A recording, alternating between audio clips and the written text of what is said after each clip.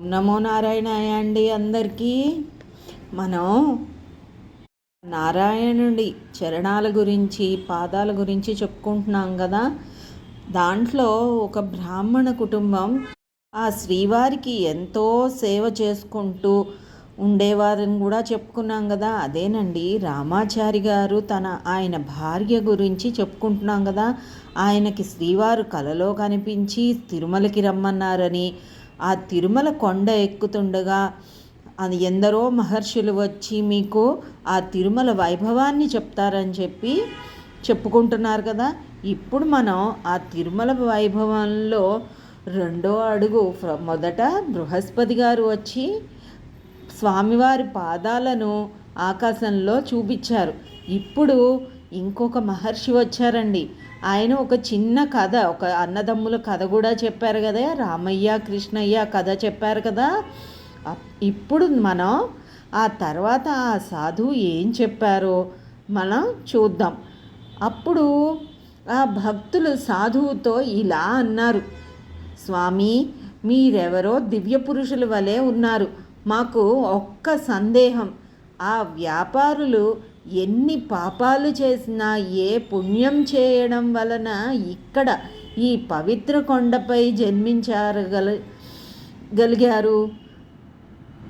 కనీసం జీవితంలో ఒక్కసారి కాలు పెట్టడానికి ఎన్నో జన్మల పుణ్యఫలం కావాలంటారు కదా. అటువంటప్పుడు ఇక్కడే జన్మింపగలిగిన వారు ఎంతటి పుణ్యకార్యాలు చేసి ఉంటారో కదా. దయచేసి తాము మాకు వివరంగా తెలియపరచవలసిందిగా అని అర్థించుకున్నాడు. అప్పుడు ఆ సాధువు భక్తులకు ఇలా చెప్పసాగారు: నాయనలారా, మీ సందేహం నాకు అర్థమైంది. వివరంగా చెప్తాను, వినండి.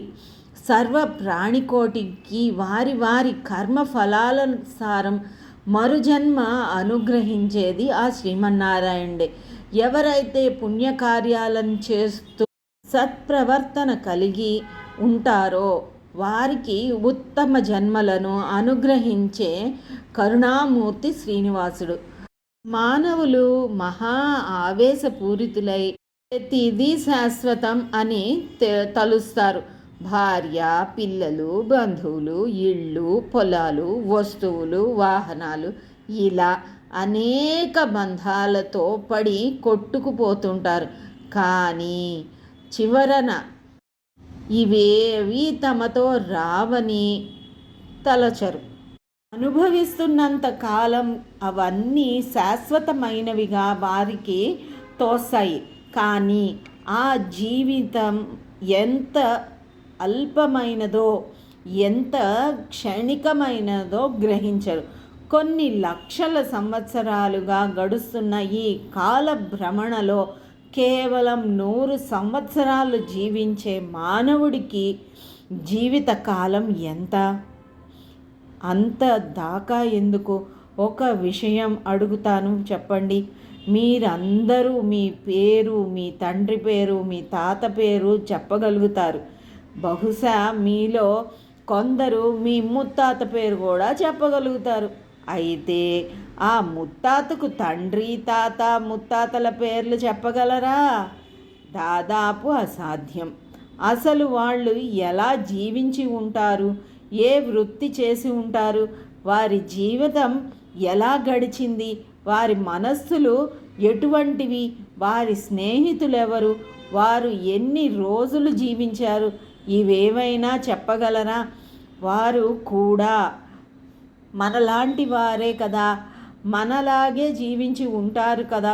జీవితం అనుభవిస్తున్నంతసేపు వారు కూడా అదే శాశ్వతం అని తలచి ఉంటారే. కానీ మరి ఈరోజు అవేమీ నిలవలేదు కదా. వారు ఎంతో తాపత్రయపడిన భార్య, పిల్లలు, బంధువులు, స్నేహితులు అందరూ కాలగర్భంలో కలిసిపోయారుగా. పాపం ఆ భార్య పిల్లల కోసం మరెంత తాపత్రయ పడి ఉంటారో కదా. వారి సుఖం కోసం, వారి కుటుంబం కోసం ఎన్నో అవస్థలు పడి ఉంటారు కదా.